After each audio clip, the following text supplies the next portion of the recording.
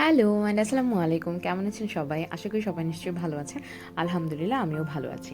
চলে আসলাম আপনাদের সাথে শেয়ার করতে বরিশালের ব্লগ পার্ট 2।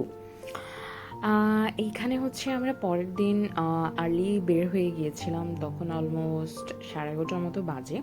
11:30টায় বাসা থেকে বের হতে পারা মানে আমার কাছে টু আর্লি, কজ ঢাকাতেও আমি এতটা আর্লি অদ্রিকে নিয়ে কোথাও বের হতে পারি না। বাট সেইখানে আমি বরিশালে গিয়ে অদ্রিকে নিয়ে বের হতে পেরেছি। So that's why I am telling that it's lucky actually I am. Anyways আমরা হচ্ছে প্রথমে বের হই দুর্গাসাগরে চলে গিয়েছিলাম। সরি, গুটিয়া মসজিদ আমরা ফার্স্ট দেখেছিলাম। অ্যান্ড আফটার দ্যাট আমরা হচ্ছে দুর্গাসাগরে যাই। বেশ গরম ছিল। এই দিঘিটা দুর্গাসাগর দিঘি হিসেবে পরিচিত। এখানে আমাদের এন্ট্রি ফি নিয়েছিল 20 টাকা করে, এবং যেহেতু আমরা গাড়ি নিয়ে গিয়েছিলাম সো কার পার্কিংয়ের জন্য 50 টাকা রেখেছিল। আর গরমটা অ্যাকচুয়ালি একটু বেশি ছিল। আমি বলবো যে মানে বাংলাদেশে যে গরমটা পড়লো খুব বেশি, সেই টাইমটাতে আমরা বলতে গেলে বরিশালে গিয়েছিলাম। সেটা আমাদের জন্য ব্যাড লাক। আর আরেকটা জিনিস যেটা ছিল যে যার জন্য আমরা গুটিয়া মসজিদটা খুব একটা ঘুরে দেখিনি। আমি তো মানে ঘুরিয়ে জাস্ট গিয়ে একটা রাউন্ড দিয়ে আমি ওদিকে নিয়ে বসে গিয়েছিলাম। আমি আব্বু আম্মুকে বলেছি তোমরা দেখো, কজ অদি এমনিতেই গরমে ঘেমে যেতে পারে, আর হচ্ছে যে ছাতা ক্যারি করিনি। সো আমি ওকে নিয়ে রিস্ক নিতে যাচ্ছিলাম না, কারণ আমার মেয়ে অল্পতেই ঘেমে যায়। আর এখানে হচ্ছে দুর্গাসাগর দিঘিতে এসে আমাদের কাছে অনেক ভালো লাগছিল যে গুটিয়া মসজিদে যেহেতুটুকু গরম আমরা পেলাম, আই মিন রোদ অ্যাকচুয়ালি অনেক বেশি ছিল, যেহেতু বললাম যে সকাল টাইমটাতে আমরা গিয়েছিলাম। আমরা যেহেতু শনিবার দিন ইভিনিংয়েই ব্যাক করেছিলাম, তাই আমরা একটু আর্লি সকালবেলা বের হয়েছি। আর যদি আমরা সেদিন থেকে যেতাম তাহলে অ্যাকচুয়ালি বিকালেই বের হতাম, রোদটা পড়লেই বের হতাম। বাট এনিওয়েজ যেমনই ছিল ভালো ছিল, আমি খারাপ বলবো না, কারণ গরমটা জেনেই আমাদের বের হওয়া। আর এখানে হচ্ছে যখন আমরা দুর্গাসাগর দিঘি মাত্র স্টার্টই করলাম, স্টার্টিং পয়েন্টে আপনি হাতের রাইট সাইডে আপনি হচ্ছে এমন হরিণ দেখতে পাবেন। এবং আমি অ্যাকচুয়ালি হরিণ দেখেছি, জীবনে প্রথম হরিণ আমার দেখা হচ্ছে সুন্দরবনে। যখন খুব ছোট ছিলাম তখন আমি ক্লাস 1-এ পড়ি। আমাদের আব্বুর অফিস থেকে অ্যাকচুয়ালি আব্বুর ডিপার্টমেন্টে সবাইকে নিয়ে একটা পিকনিকে গিয়েছিল সুন্দরবনে।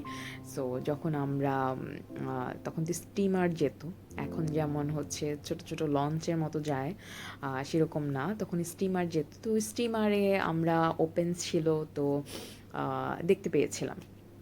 যদিও তখন অনেকেই বলতো যে অনেক অনেক বছর আগের কথা বলছি, সো তখন অনেকেই বলতো যে সেখানে বাঘ দেখা যেতে পারে, বাঘ থাকতে পারে, সো আমাদের সাবধানে যাওয়া উচিত।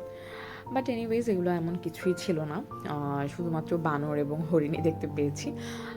আর এই তো মাইকেল মধুসূদন দত্তের বাড়িতেও গিয়েছিলাম। তো আমার অ্যাকচুয়ালি ঘোরাঘুরির অভ্যাসটা আমার বিয়ের পর অনেকেই যারা আমাকে চিনে আমার বিয়ের পর থেকে, আমার বন্ধু-বান্ধব, তারা অনেকেই মনে করছে যে ঘোরাঘুরির অভ্যাসটা আমি আমার হাসব্যান্ডের থেকে পেয়েছি। But actually not true. আমি ঘোরাঘুরির অভ্যাসটা আমার আব্বুর কাছ থেকে পেয়েছি। কজ আমার আব্বু যেহেতু সরকারি চাকরি করতেন, সেই সুবাদে হচ্ছে বিভিন্ন জায়গায় আমাদের আব্বুর ট্রান্সফার তো হয়েছে, তাছাড়াও হচ্ছে যে আমাদের ঘুরতে যাওয়া হতো। বছরে 1-2 বার আমাদের ঘুরতে যাওয়াই হতো মাস্ট। অ্যান্ড এমনই যে আব্বুকে যখনই কোনো প্ল্যান করি ঘোরার, এখন আব্বু প্ল্যান করে না, এখন প্ল্যান আমি করি, বা অঙ্কুর যখন দেশে ছিল অঙ্কুর করতো। সো আব্বু সেকেন্ডবার আর চিন্তা করে না যে ঠিক আছে যাব, মানে এইটা একটা জিনিস আমরা পেয়েছি। বাট সেক্ষেত্রে আমার ভাই একটু স্লো, ও একটু ক্যালকুলেট করে, মানে ও অতটা আমি বলবো যে যেমন আমি সব জায়গায় ঘুরতে খুব পছন্দ করি, ও এরকম না, ও ক্যাজুয়ালি হয়তো 1-2টা জায়গা ঘুরবে এরকম। আর এই যে যখন একদম দিঘিটা ঘুরে এসে লাস্টে হচ্ছে আমরা এখন বের হব, তার আগে আবারও হাতের রাইট সাইডে এরকম বানর দেখতে পাবেন। তাও বানরগুলো একদমই ঝিমাচ্ছিল, মানে মনে হচ্ছিল আমি আর অদ্রি ওদেরকে হাসানোর চেষ্টা করছি, বাট ওরা জাস্ট নট ইন্টারেস্টেড। আর ওদের মনে হয় ঠিক পরিমাণ মতো খাবার দাবারও দেওয়া হয় না, আমি জানি না কর্তৃপক্ষ কেমনভাবে এই ব্যাপারটা দেখবে। আর এখানে বেশ কিছু মাটির সুন্দর সুন্দর জিনিসপত্র পেলাম। যখন আমি আগে গ্রামের বাড়িতে আমাদের ঈদ করা হতো, তখন আব্বু এগুলা ঈদের সময় আমাদেরকে কিনে দিত। তো সেই শৈশবের স্মৃতিটাও একটু মনে পড়লো। আর আমি এখান থেকে বেশ কিছু জিনিস পিক করেছি, আমি একটা ছবি পোস্ট করে রাখবো আমার পেজে, চাইলে দেখতে পারেন। আমি সেখান থেকে একটা মাটির ব্যাংক এবং 5-6টা বেশ কিছু প্রজাতির হচ্ছে মাটির জিনিস নিয়েছি। আর সরি, আমি এই সাঁকোটার নাম ভুলে গিয়েছি। এইটা বরিশাল ইউনিভার্সিটি যাওয়ার পূর্বে এটা পড়বে অ্যাকচুয়ালি। তো আমরা হচ্ছে দুর্গাসাগর দিঘিটা ঘোরার পর একটু ঠান্ডা কিছু খাবার দাবার খাই। আর আপনারা তো দেখেছেনই ডাব খেয়েছিলাম প্রথমে যখন গুটিয়া মসজিদ গিয়েছিলাম, আমি তখন অন্য কথা বলছিলাম আপনাদের সাথে। তো যাই হোক, এখানে আমি যাচ্ছিলাম বরিশাল ইউনিভার্সিটিতে। আমার মোটামুটি অনেক কাজিনই বরিশাল ইউনিভার্সিটি থেকেই পাশ করেছে। আর লাস্ট এখন আরেকটা কাজিন এখনও পড়ছে বরিশাল ইউনিভার্সিটিতে, তো হলেই ছিল। তো আমরা বরিশাল ইউনিভার্সিটিতে যাই। আম্মু আর অদ্রি সে তখন আর গাড়ি থেকে নামেনি, কজ অদ্রি অলরেডি ঘামছিল অনেক বেশি।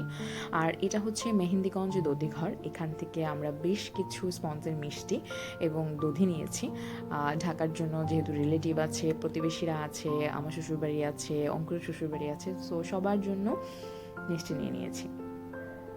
আর মিষ্টির থেকেও বেশি না, দধিটা খুবই সবাই পছন্দ করে। মিষ্টি তো খুব বেশি দিন রেখে খেতে পারবেন না, ইভেন দধিটাও। তো সব কিছুই অল্প নেওয়াটাই ভালো, যাতে করে খেয়ে জিনিসটা শেষ হয়ে যায়। কজ আর আমরা অ্যাকচুয়ালি এই মাটির দধিটা নিইনি, কারণ এইটা মিষ্টি দধি। আমরা নিয়েছিলাম একটা টক মিষ্টি দধি, যেটা কিনা আপনাকে বক্সে দেওয়া হবে। আর এটা বেশ পুরনো একটা দধি ঘর এখানকার।